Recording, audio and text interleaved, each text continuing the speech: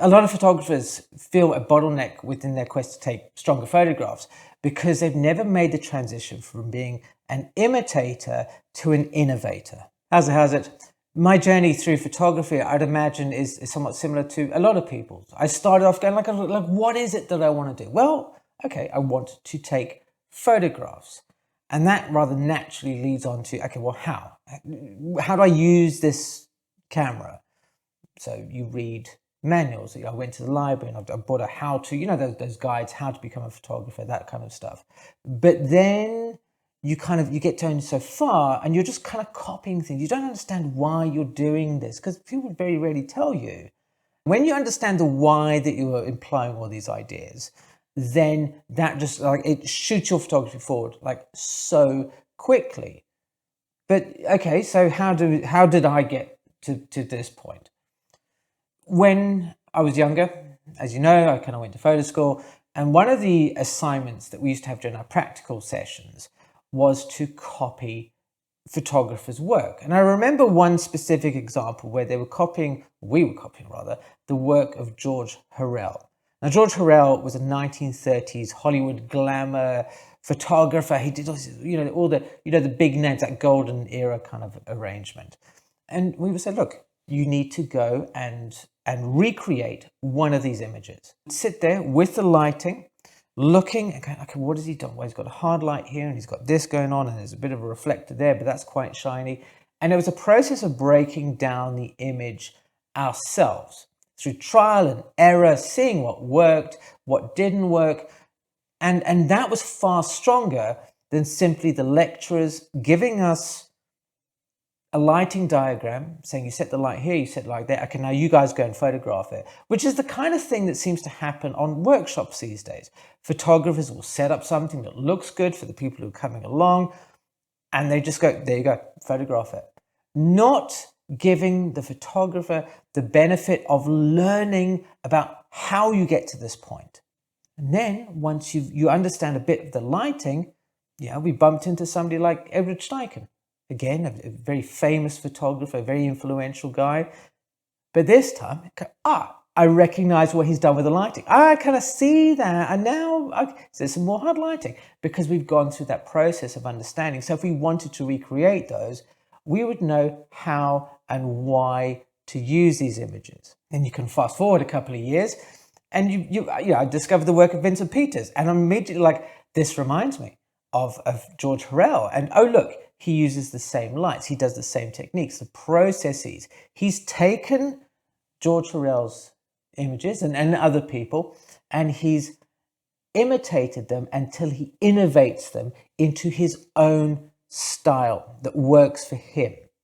That's it. That process of play, of going from copyist to innovator.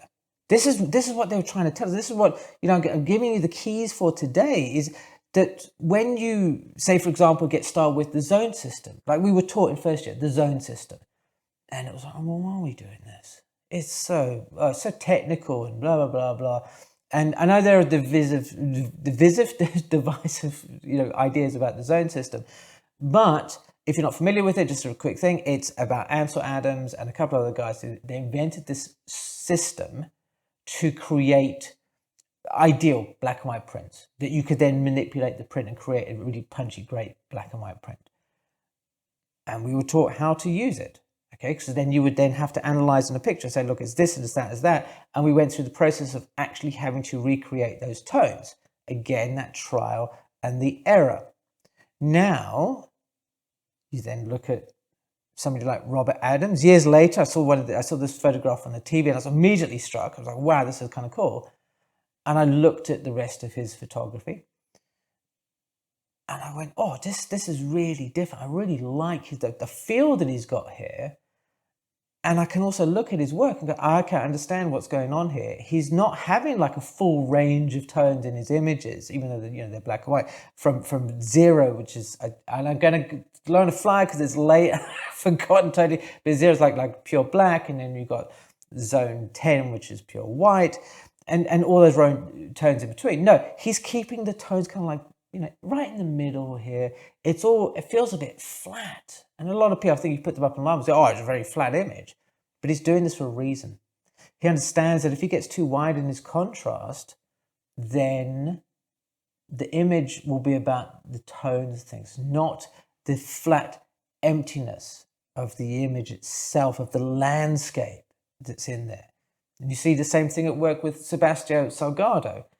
He creates these images that do look like combat footage. Somebody the other day in the comments said, wow, that picture of all the Marines climbing up the embankment on D-Day.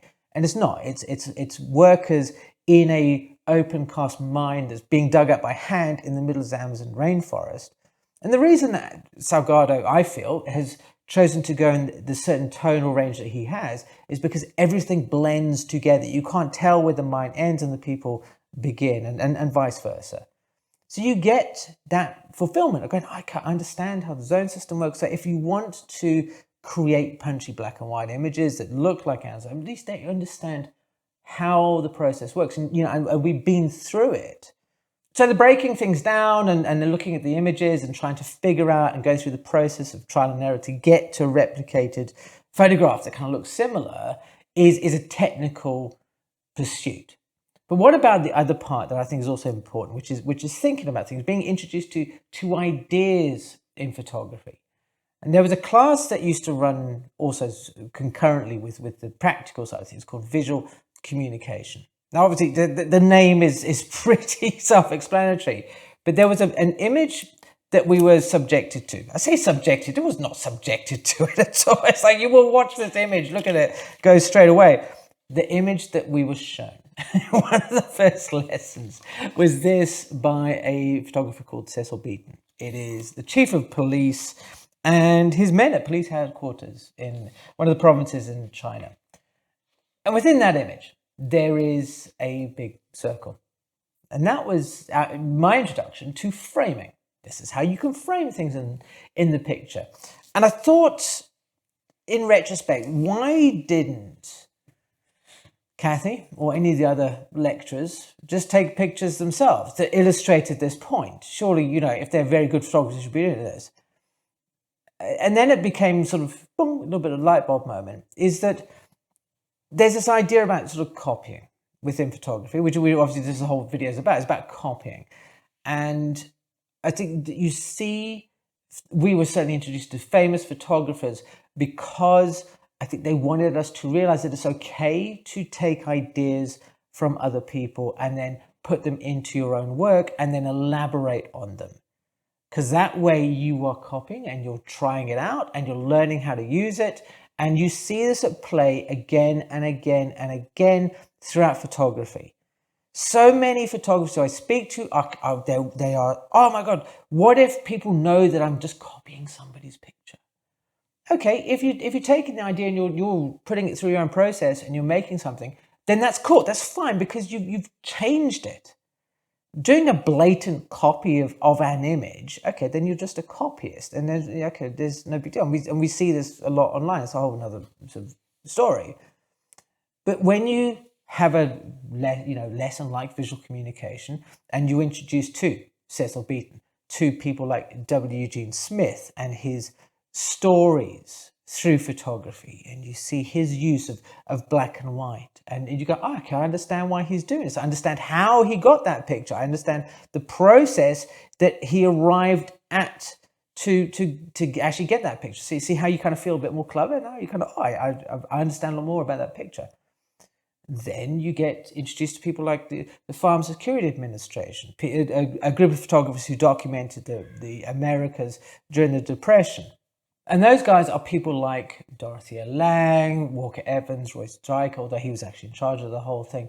And they produced a great body of work. But again, you're being introduced to people who are taking ideas, who are being influenced by people around them and running with it. And that all comes to a head when I see a picture by Walker Evans of cigarette butts on top of a manhole cover. I go, okay, there's a connection there because Irving Penn did something similar. Irving Penn, a hugely important figure in photography in sort of the latter part of the 20th century. There's also an exhibition of his going on in San Francisco next year, which I've arranged to have a meetup at. I think it's going to be great. If you click on the link in the description box below, which takes you to the newsletter, that all the information is going to be coming out there, along with George Harrell from the guy we saw earlier. You know, he's going to be in DC, so I'm going to do a San Francisco and then hop over. I'm going to do DC. But you look at Irving Penn, and he has, you know, he's a huge name in photography. And this is an example of copying coming into their own, that you take an idea and you flip it around. Now, Irving Penn wasn't, you know, I think he was copying certain people. I don't really know specifically who he was copying, but at least from an idea of being able to copy his work, and for me, if I wanted to, we can look at it. And you've now you're looking at these photographs, you've probably got a bit of a better understanding, okay, how we could go about thinking about why he did this. How could I create something of this myself? Let's look at the lighting to start with. Let's look at how the processing has been done. Let's look at the composition and the use of framing. Can you see how when you start to actually be in an environment where people are exchanging the ideas about these things and asking you or me as the student to really find the answer, that it gives, you know, it removes all that kind of, you know, the problem with creating those stronger images. But something interesting also happens as you're exposed to all these photographers, you're looking at their work and you're trying to analyze what comes out, is that it's informing your own photography. And there are ideas that you kind of go, oh, I really like that idea. I could probably use it for my own, you know, let's just put it in there somewhere. I'm going to file it away. But because now you're feeling, you know, feeling a bit more confident, okay, well, I'm not going to just sit with just this kind of thing. I want to make it a bit more. I'm going to use it as a starting board. I wish I could remember the Latin, but here in the UK, on the edge of a £2 coin, it says, "Standing on the shoulders of giants," which I believe, and I stand to be corrected, is an Isaac Newton quote, saying basically that we stand on the shoulders of people who've gone before us.